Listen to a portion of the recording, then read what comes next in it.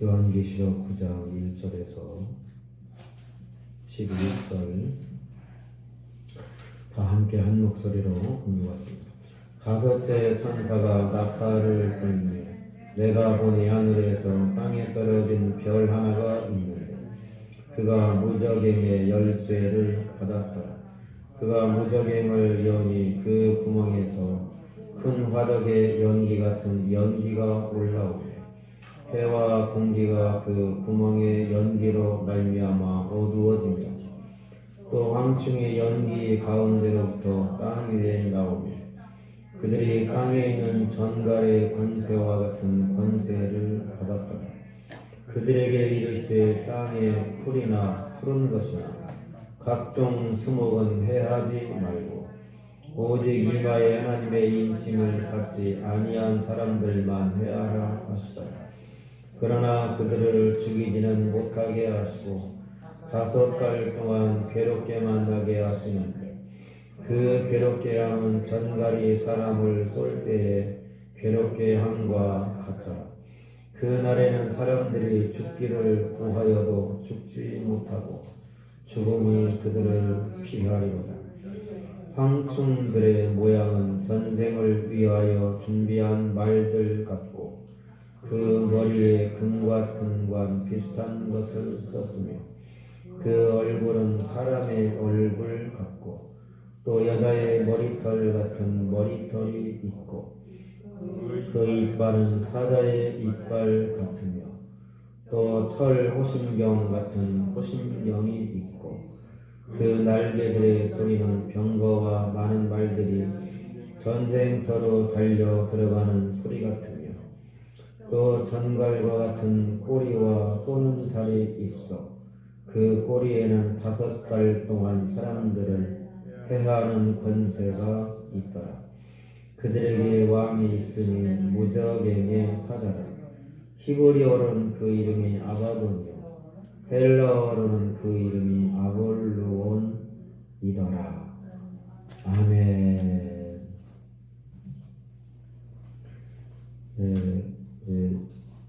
요한계시록에 7 인복이 있고 7 나팔이 있고 7 대접이 있습니다. 첫째 인을 뗄 때, 둘째 인을 떼실 때 쭉 가다가 7째 인을 떼실 때, 7째 인을 뗄 때 그때 어떤 그 특정한 일이 아니고 7 나팔이 시작이 됩니다.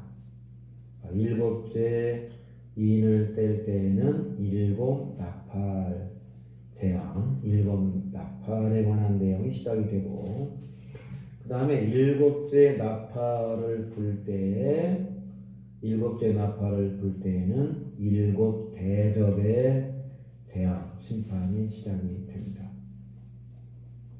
그 중에서 이제 5째 나팔을 불 때에 관련된 내용입니다.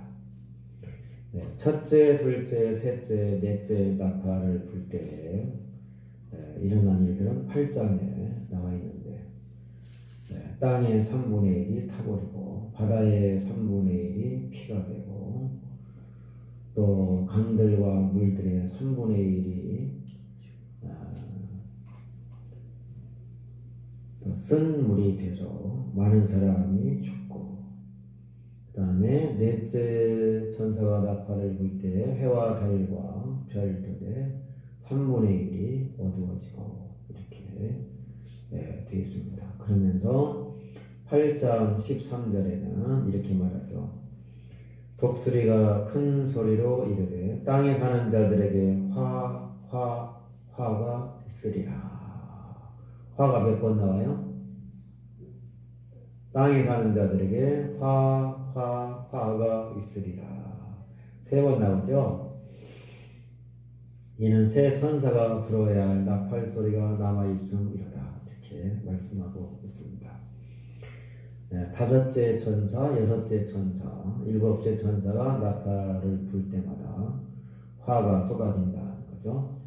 그리고 5째 천사와 6째 천사는 직접적인 거고 7째 천사가 나팔을 불 때는 7 대접의 재앙으로 넘어가게 됩니다. 이런 것들이 이제 우리가 또 다시 기억해야 될 것은 우선 종말의 시대에 말세의 역사 시간표다 이렇게 생각하시면 안 된다는 겁니다.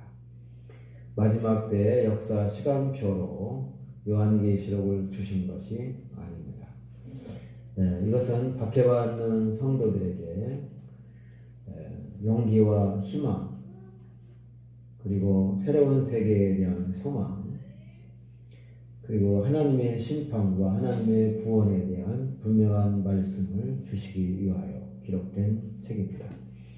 그리고 이런 일곱 인봉, 일곱 나팔, 일곱 대접 이런 것들은 다 문학적인 그런 장치라고 할 수가 있겠습니다. 또 하나 요한계시록을 해석할 때 중요한 것은 구약 성경으로 돌아가야 된다. 구약 성경을 잘 살펴봐야 된다는 것입니다. 요한계시록을 해석할 때 이 시대를 뭐 잘 봐야 된다 이런 것이 아니고 무슨 코로나 시대니 어디에 뭐 전쟁이 일어나니 무슨 경제 공황이 오니 이런 거하고 관련시켜서는 안 되겠습니다. 세계사적인 세계 역사에서 특정한 어떤 굉장히 큰 사건이 일어날 때마다 많은 사람들이 요한계시록과 관련지어서 해석을 하고 했지만 다 틀렸습니다. 지금까지 맞은 것이 없었고, 그리고 이제 성경에 말세라는 말이 여러 번 나오죠. 많이 나오는데 신약 성경에서 말세는 이게 지금 21세기가 아닙니다. 신약 성경에 기록될 당시를 말세라고 말하고 있습니다. 너무 많이 나오기 때문에 찾아볼 필요는 없습니다. 고린도전서 10장에도 이 모든 일은 말세를 만난 우리를 위하여 우리를 교훈하기 위하여 기록된 것이다. 그런 말씀도 있고 히브리서 1장에는 이 모든 날 마지막에 아들로 말미암아 우리에게 말씀하셨다. 또 베드로전서 4장 7절에서 만물의 마지막이 가까웠다. 그렇게 말씀하고 있습니다. 바울 사도는 고린도전서 7장에서 임박한 환난을 인하여 그냥 지내는 것이 좋다. 총각은 결혼 안 하는 것이 좋고 처녀는 결혼 안 하는 것이 좋다. 그런 말을 쓰고 있습니다. 임박한 환난을 인하여 임박해 있다고 생각했습니다. 그리고 신약시대에 말세라고 그렇게 많이 말씀이 되어 있죠. 그런데 그때도 말세라고 그랬는데 지금 2000년이 지났으니까 어떤 그런 것들을 글자 그대로 문자적으로 이해하면 좀 이상하죠. 2000년 전에 이미 말세였는데 그리고 2000년이 그냥 지나갔습니다.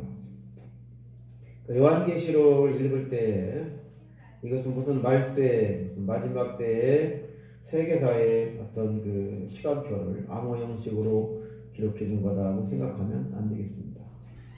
이런 일들이 실제로 문자적으로 일어나지 않을 것입니다. 자, 다섯 번째 천사가 나팔을 부니까 어떤 일이 일어나냐면 하늘에서 별이 하나 떨어집니다. 별이 하나 떨어지는데 이 별이 열쇠를 가지고 있습니다. 열쇠를 가지고 있는데 이 열쇠는 자동차 열쇠도 아니고 우선 금고 열쇠도 아니고 무저갱의 열쇠를 가지고 있더라, 받았더라 이렇게 나와 있습니다. 무저갱의 열쇠를 받았다. 그러니까 무저갱이라는 곳이 있고 무저갱이 닫혀 있는데 무저갱의 열쇠로 연다는 뜻이죠. 이 열쇠를 가진 이 별이 하늘에서 떨어진 별이 무저갱을 그 열쇠로 손에 가지고 있는 열쇠로 연다는 의미죠. 무저갱을 열었습니다. 무저갱을 열었더니 2절에 보니까 무저갱을 열었더니 그 구멍에서 큰 화덕의 연기 같은 연기가 올라오며 해와 공기가 그 구멍의 연기로 말미암아 어두워지더라 이렇게 말씀하고 있네요. 자, 고대인들은 오늘날 우리가 가지고 있는 우주관을 가지고 있지 있지 않았습니다. 우리는 지금 태양이 멈추어 있고 지구가 태양을 돈다는 걸 당연하게 생각하죠. 그리고 이 지구가 평평하지 않고 동그랗게 되어 있다는 거 당연하게 생각하는데 옛날 사람들은 전혀 그렇게 생각을 안 했습니다. 지구가 태양을 돈다고 지구가 태양을 도는 것을 확실히 알게 된 건 불과 몇백 년 전입니다. 갈릴레오 이 사람이 법정에까지 간 거 아닙니까? 지구가 돈다고 해가지고 태양이 멈춰 있고 지구가 돈다고 이 말을 해가지고 너는 이 성경적이지 않다고 그래서 이제 법정에 서서 뭐 재판받고 그리고 뭐 나오면서도 그랬다. 그래도 지구는 돈다. 그러니까 그 전에 사람들은요 지구가 돈다고 생각을 안 했습니다.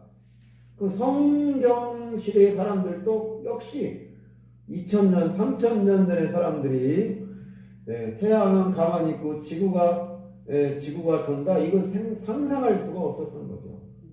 지구가 가만히 있고 태양이 돈다고 생각을 했고 그리고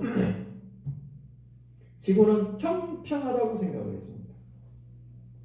그래서 바닷가 멀리 가면 아주 위험하다고 생각을 하는 거예요. 어느 순간에 가면 툭 떨어지니까 위험하다고 생각을. 고대인들은 그렇게 생각을 했습니다. 그래서 먼 바다를 나갈 수가 없었던 거죠. 그런데 이제 차츰 과학이 발달하면서 알게 된 거죠. 지구가 돌고 있다. 지구가 둥글다. 그리고 왜 비가 내리는지 천둥이 치고 번개가 치고 하는 거 이런 거 과학적으로 다 설명을 한 거예요. 옛날 사람들은 이런 거 과학적으로 알지 못했습니다. 그리고 이제 계시록도 마찬가지고 창세기도 마찬가지입니다만 옛날 사람들은 지구는 평평하고 그리고 이제 하늘은 이렇게 둥그렇게 돼 있고 하늘은 둥그렇게 돼 있고 지구는 평평하고 그 다음에 땅 밑에는 또 막 이 뜨거운 불이 있는 그런 지하세계가 있다고 생각을 했습니다. 죽은 자들이 그리 들어가기도 하고 이게 아마 무적행이라고 하는 것 같습니다. 무적행이라는 말의 문자적인 뜻은 아주 저 아래 아주 깊은 곳 그런 뜻입니다. 근데 이게 한문으로 무적행인데 이게 아마 아래로 끝이 없는 어떤 그 큰 갱이라는 건 뭐 우리 그 뭐죠? 저기 할 때 쓰죠. 그 저기 석탄 같은 거 뭐 이렇게 탄광 이런 거 할 때 뭐 갱도 뭐 그런 거 쓰는 것 같은데 아마 그런 의미인 것 같습니다.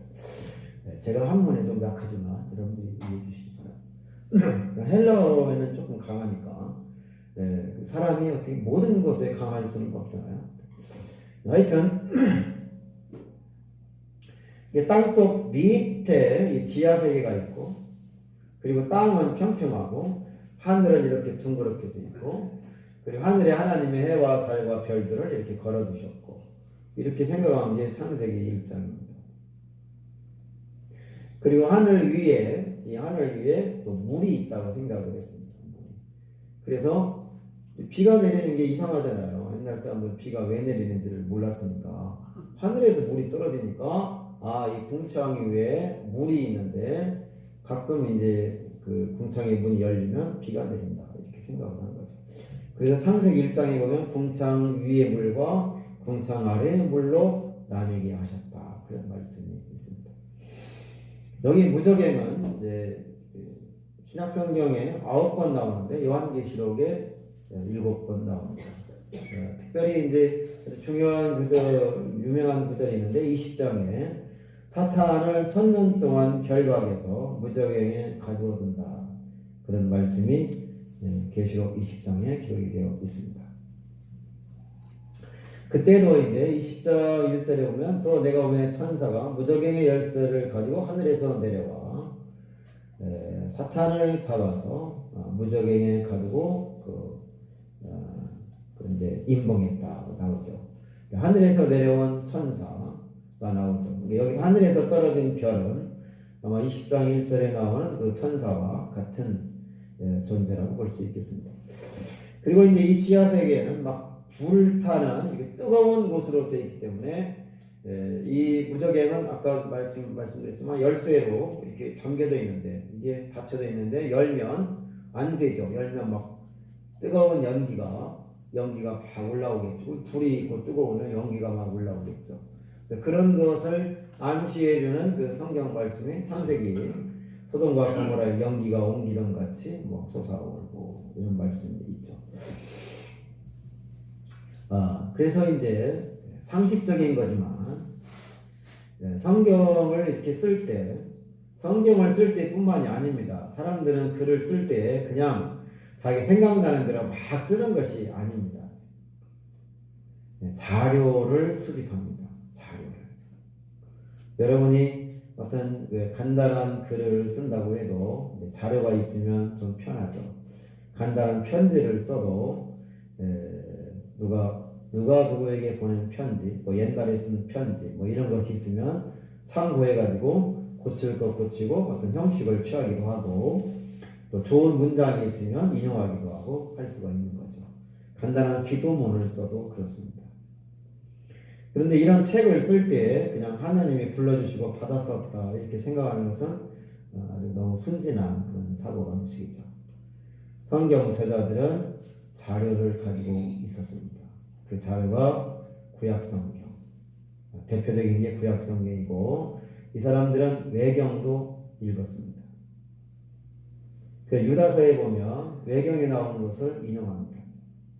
그러니까 신약성경의 저자들은 구약성경만 인용한 것이 아니고 외경에서 인용한 구절도 있습니다.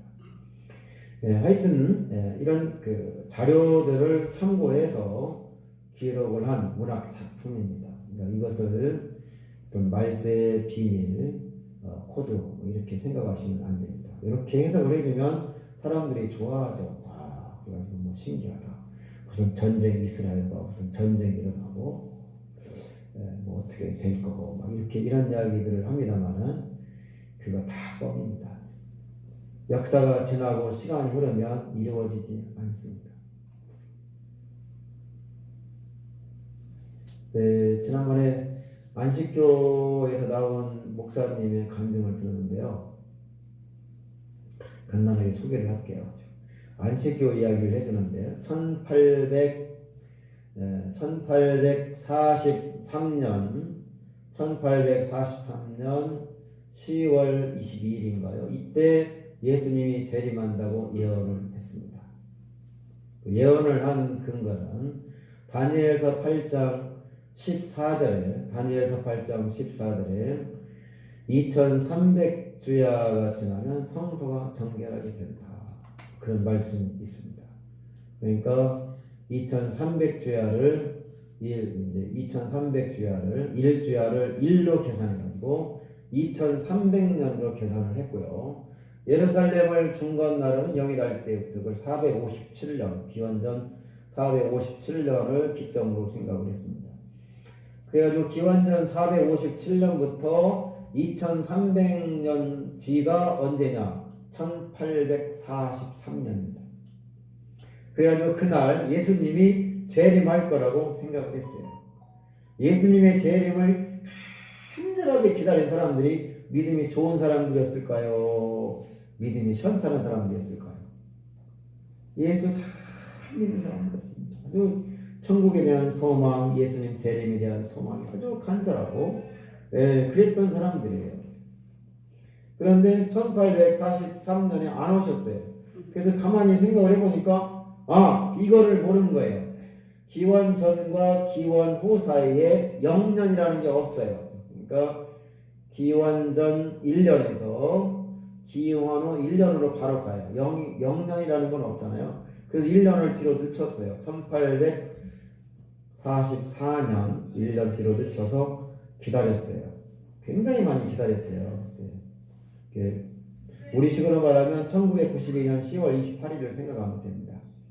그때 단위선교회에서 12시에 자정 12시에 예수님이 오신다고 그랬어요.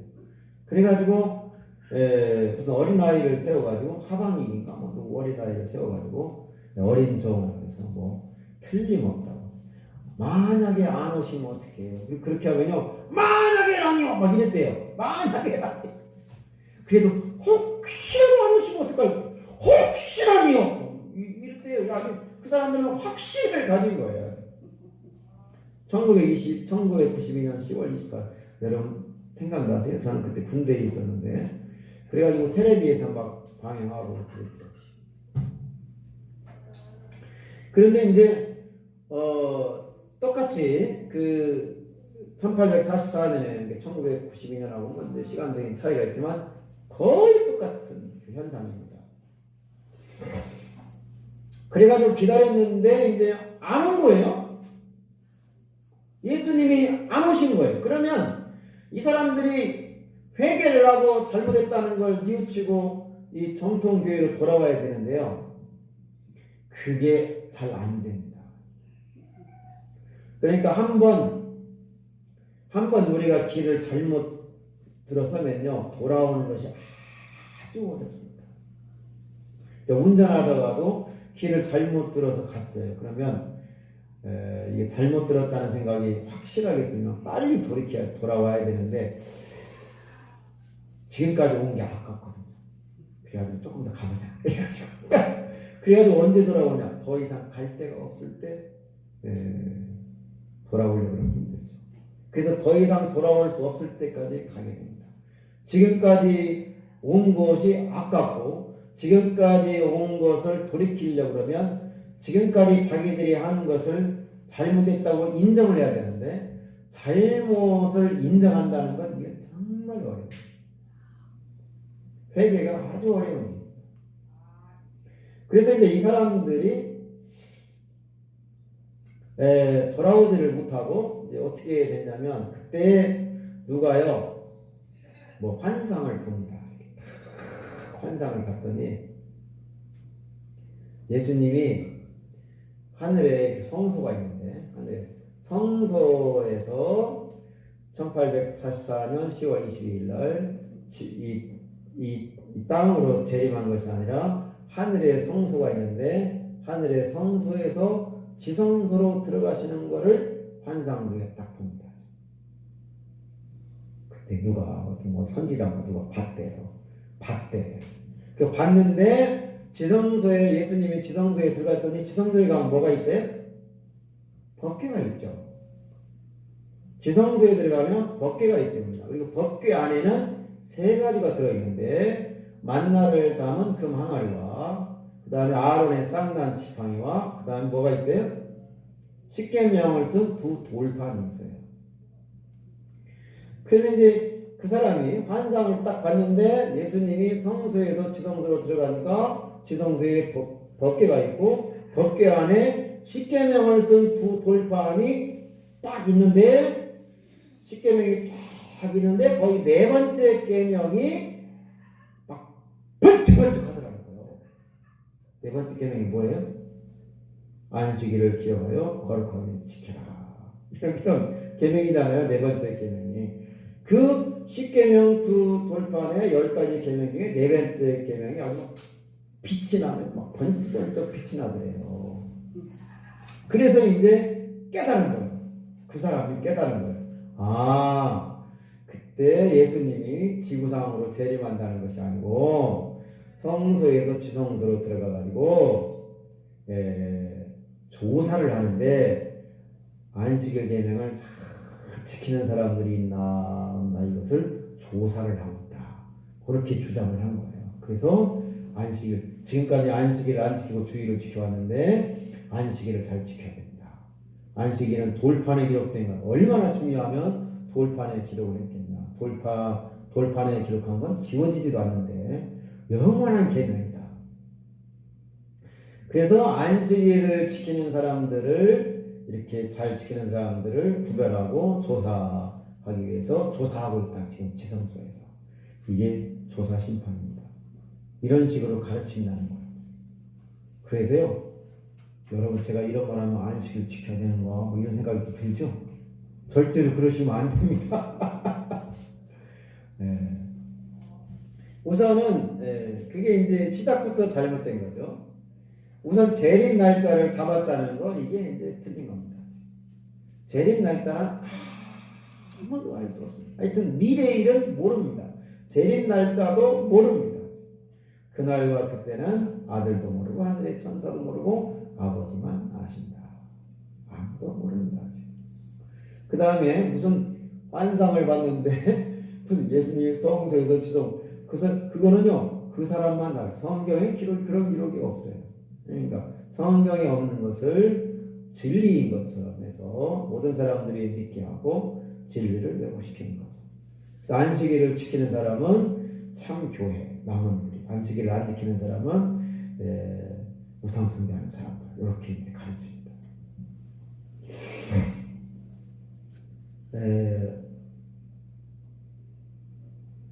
보다가 그랬어요. 자, 여기 이제 무적행입니다. 그때 하여튼 고대인들 이 문서를 쓸 때, 책을 쓸 때 자료를 가지고 썼는데 구약 성경을 인용했다. 요한계시록의 구약 성경 인용이 많이 나옵니다. 그런데 오늘 여기 다섯째 천사가 나팔을 불 때 별이 떨어졌는데 그 별이 열쇠를 가지고 있고 무적행을 그 열쇠로 여니까 연기가 올라오고 연기와 함께 뭐가 올라오냐면 황충이 올라옵니다. 이 황충이 메뚜기입니다. 메뚜기가 올라오는데 이 메뚜기가 전갈의 권세와 같은 권세를 가지고 있습니다. 이 메뚜기가 이제 큰 재앙을 일으키는데 구약 성경에 메뚜기 재앙이 있을까요? 없을까요? 당연히 있겠죠. 이게 있어서 나온 겁니다. 구약 성경의 메뚜기 재앙은 출애굽기의 10가지 재앙 중에 8번째 재앙이 메뚜기 재앙입니다.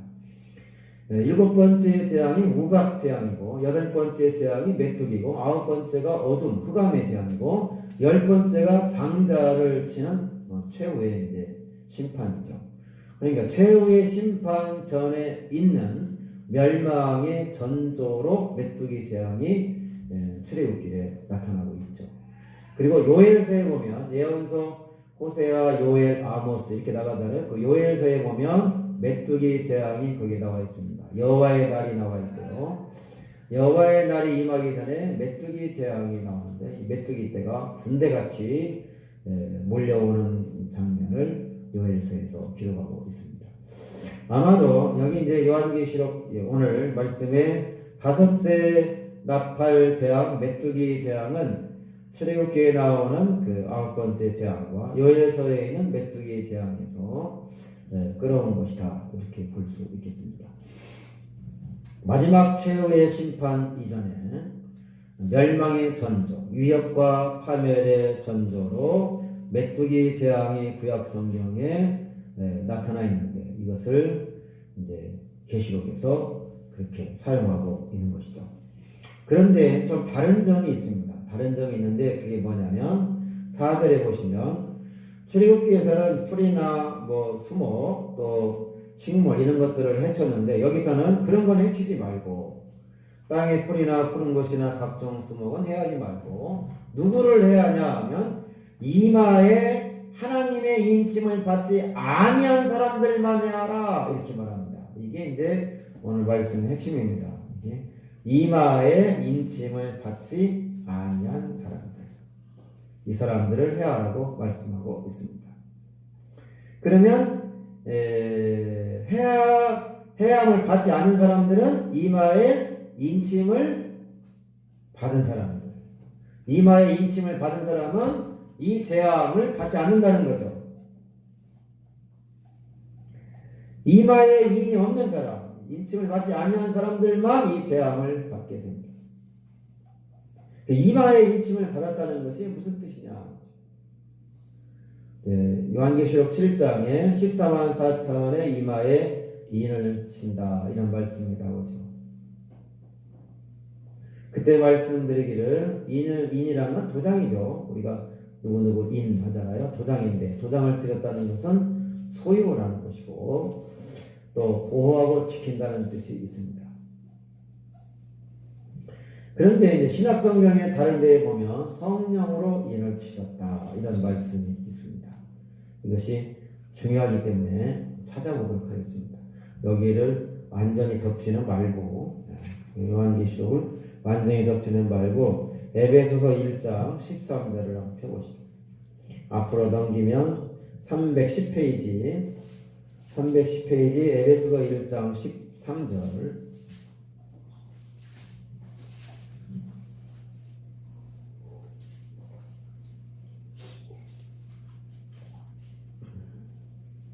다 같이 읽겠습니다. 그 안에서 너희도 진리의 말씀 곧 너희의 구원의 복음을 듣고 그 안에서 또한 믿어 약속의 성령으로 인치심을 받았으니. 여기 인치심을 받았다 그랬는데 누가 인치심을 받았어요? 그 안에서 너희도. 너희가 누구예요? 에베소 교회의 성도들이죠. 에베소 교회의 성도들은 이방인들입니다. 물론 유대인도 거기 섞여 있었겠지만 대체로 이방인입니다. 그래서요 2장에 가면요 너희나 이렇게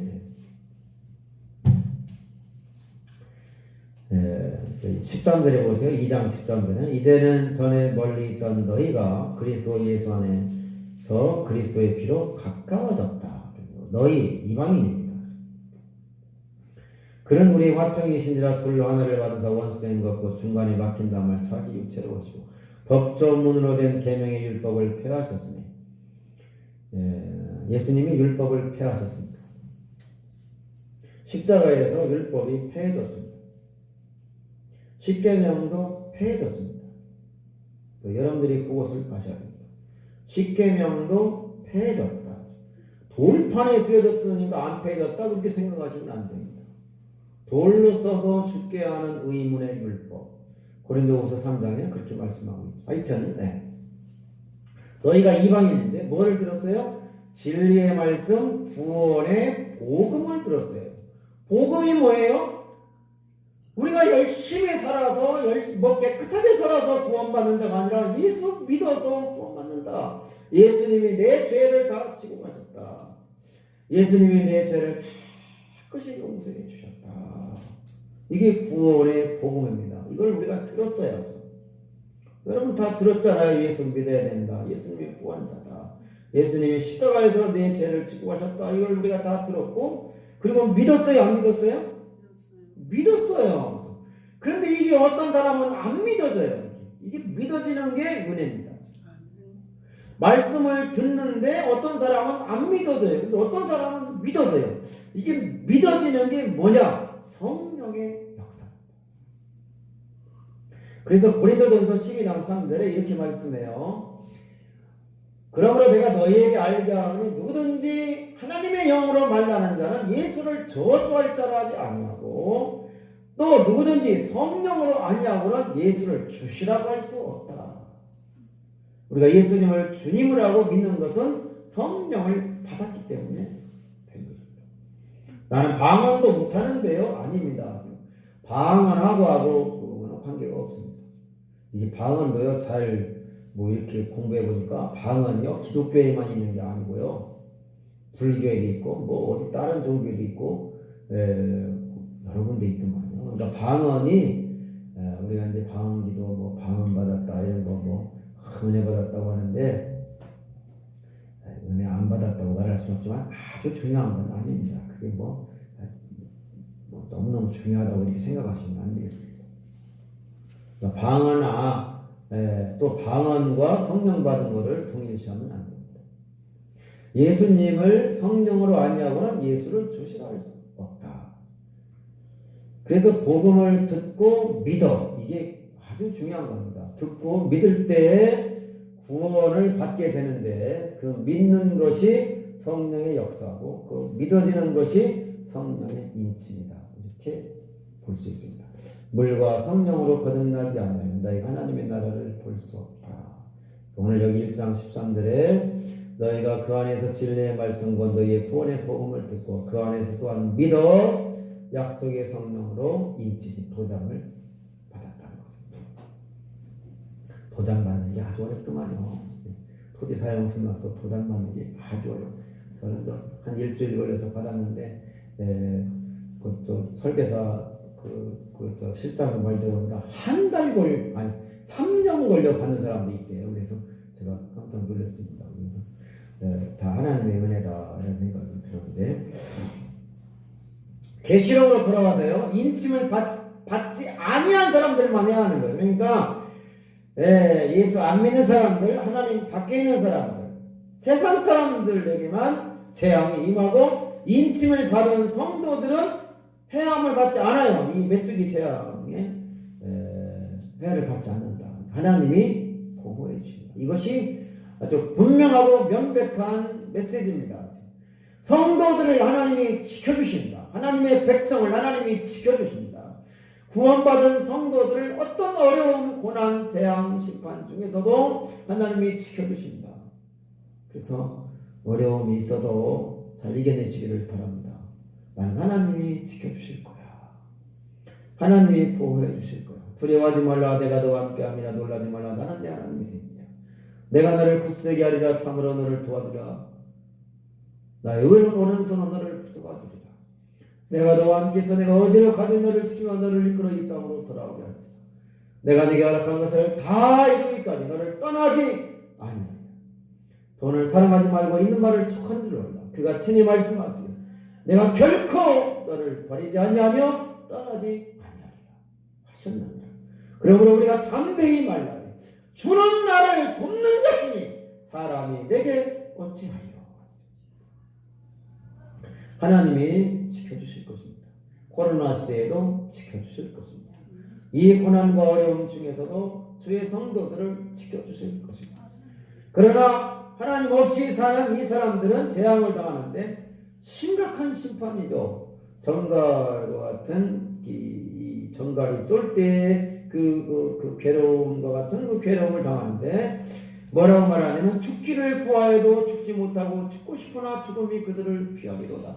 너무 고통스러워서 실제로 오늘 목사님 책에 보니까 정갈에 누가 쏘였는데 살이 뭐 5kg인가 10kg가 빠지고 엄청나게 죽지는 않았는데 엄청나게 고생했다 하는 것을 제가 오늘 글에서 봤습니다.